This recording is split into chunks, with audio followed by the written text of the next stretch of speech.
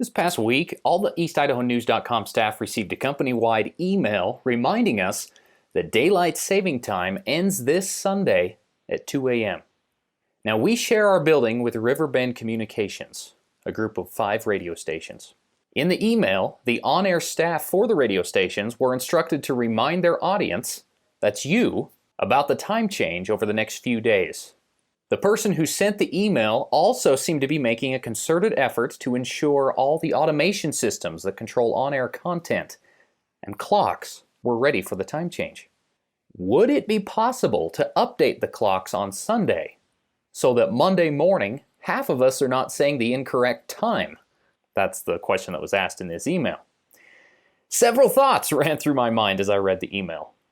Firstly, I was appreciative that this person would take the time to remind all of us. My second thought is how much fuss and grief could be avoided if we simply did away with daylight saving time. My third thought was, why do we have daylight saving time anyway? Well, that's the focus of this week's Good Question.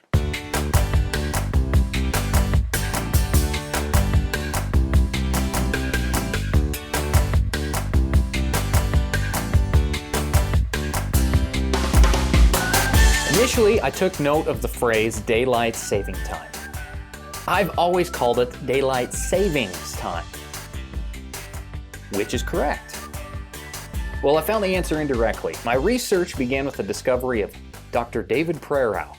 Prerau is the world's foremost authority on daylight saving time. In 2005, he wrote a book entitled Seize the Daylight: The Curious and Contentious Story of Daylight Saving Time. His list of appearances on prominent news and cable outlets is too numerous to mention. Now, I reasoned that since daylight saving time is referenced in the name of his book, that it's probably the correct way to say it.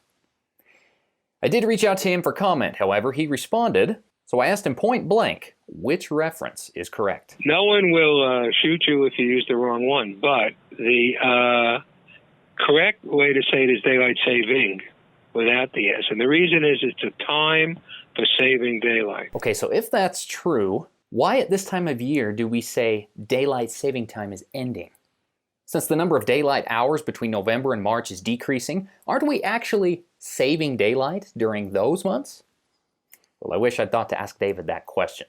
Anyway, the concept of daylight saving time, according to Prerau, was first introduced by Benjamin Franklin. So he had the idea that if everybody could wake up earlier, closer to sunrise, they'd be able to use the light of the sun rather than having to use artificial energy to light their house. And that's sort of the basic concept of daylight saving time, is to try to move the hours of human activity to make the best use of daylight. Now, David went on to tell me that William Willett became the first proponent for having a federally regulated time change.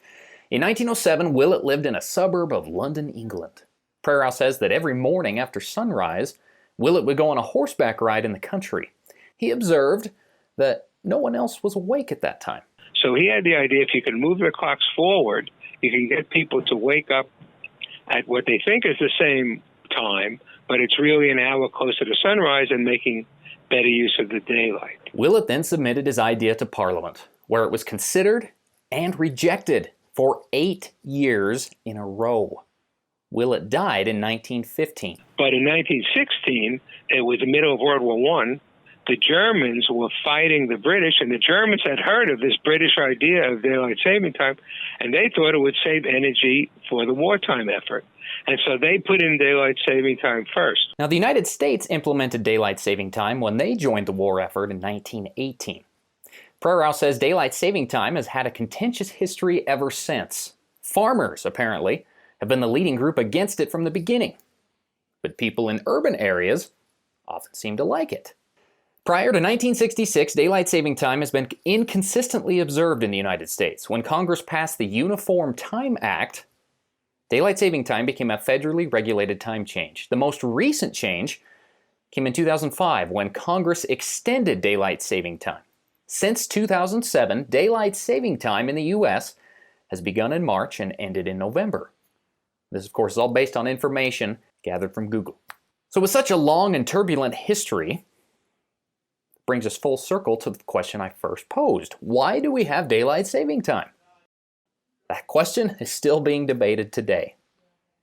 The majority of people I've asked say they like the extra hour of sleep from falling back in November, but hate the shorter daylight hours. Others say they like having sunlight first thing in the morning at this time of year. But among my circle of influence, at least, the consensus seems to be that longer daylight hours are preferred.